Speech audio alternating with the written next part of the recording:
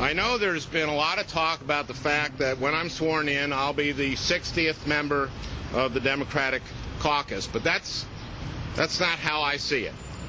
The way I see it, I'm not going to Washington to be the 60th Democratic senator. I'm going to Washington to be the second senator from the state of Minnesota, and that's how I'm going to do this job.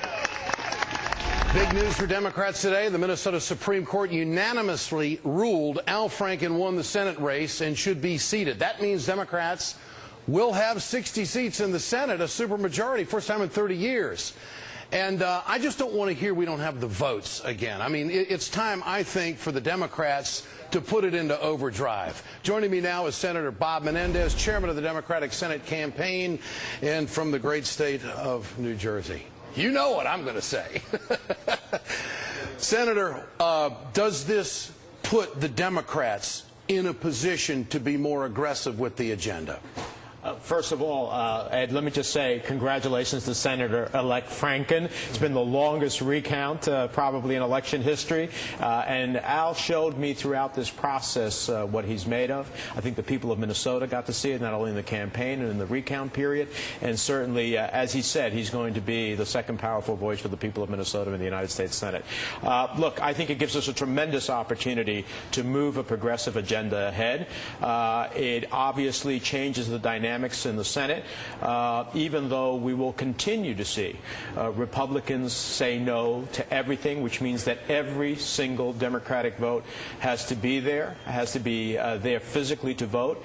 And while this is a great day, obviously we still have challenges with Senator Kennedy's health and Senator Byrd's health, but hopefully they'll be back soon and we'll be at full complement. Senator, do you think this changes the landscape on public option? Can the Democrats be more aggressive with this? I certainly hope so. I'm a huge supporter of the public option. I believe it gives us real competition against the insurance industry.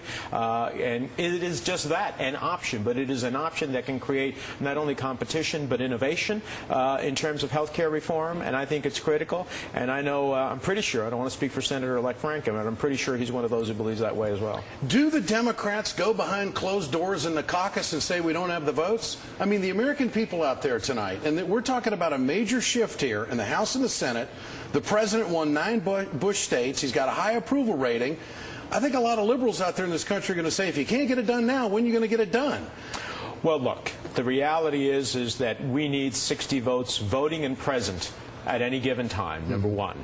And we obviously have a few illnesses, so that's the first challenge towards it. Secondly, is our caucus is not monolithic. And while overwhelmingly it is moving in a progressive agenda and has had great success, in 5 months we have passed a major omnibus bill, a major economic recovery package, equal pay for equal work, children's health care, FDA control of smoking, as well as the greatest land preservation in a quarter of a century. That's a pretty progressive agenda, and so we're going to continue to pursue that agenda. Obviously, we're going to have a little more strength to do it with Al Franken coming to the Senate. Now, the president offered up a plan today to reel in Wall Street, get some oversight.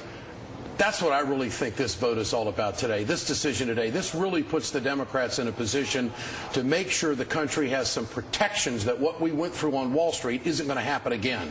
What do you think? I agree with you, Ed. And look, that's what we did in FDA as it relates to a different topic on tobacco. It's what we did in the credit card legislation that became law, had languished in the United States Senate for well over a decade, consumer protection. That's what we're going to see in making sure that the financial institutions have to respond, because we need investor confidence and consumer confidence, and that doesn't come back unless we have the type of regulatory reform that gives that confidence to that investing public. You know, the Republicans on some issues have openly said, drawn a line in the sand, no to public option.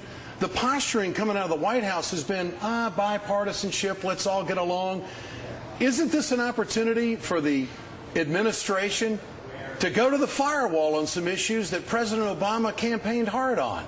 Do you think that their demeanor is going to change at all?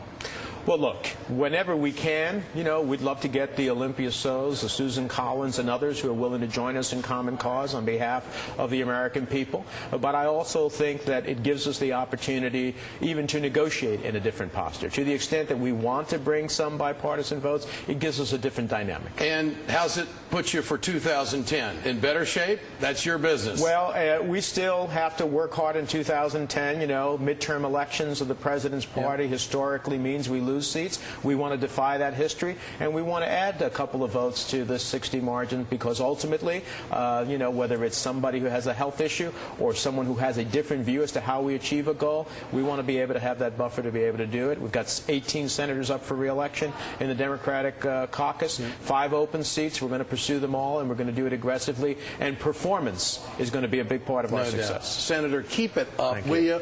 Will you keep it up for public option? Absolutely. There's so many Americans out there that want that. You got the people behind you. The president's got the people behind him. It's just got to happen. I appreciate your work on it. I know how dedicated you are on that. For more, let's bring in our panel. Michael Crowley is the senior editor of The New Republic. Jamal Simmons is a Democratic strategist and former DNC communications advisor. And Tim Griffin joins us tonight, Republican strategist and former deputy political director for the Bush White House. Tim, I'll start with you tonight.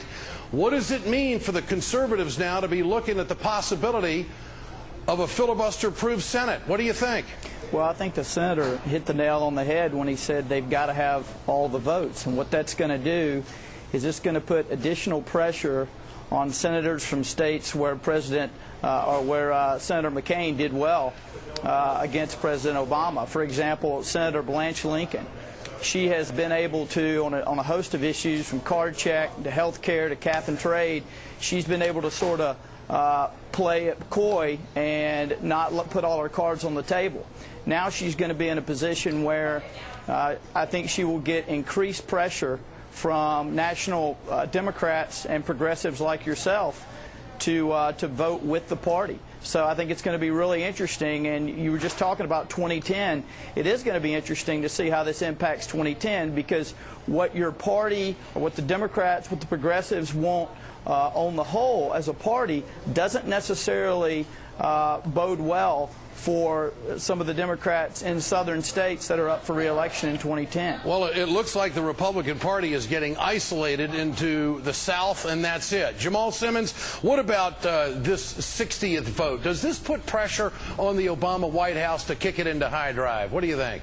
Well, Ed, I actually think the Obama White House has been in high drive since January. I mean, they've been, as Senator Menendez just said, dealing with a economic crisis, pushing through a health care bill, pushing through energy bill, pushing through financial regulatory reform. They're really going for the gusto on a lot of this stuff. But remember, he's president of the entire United States of America, and the entire country is not Democratic. So he's got to at least make the effort to try to bring in Republicans. But now what we know is we've got a safety valve. So if the Republicans don't want to play ball, we've got enough Democrats to be able to pull this off just with Democratic votes.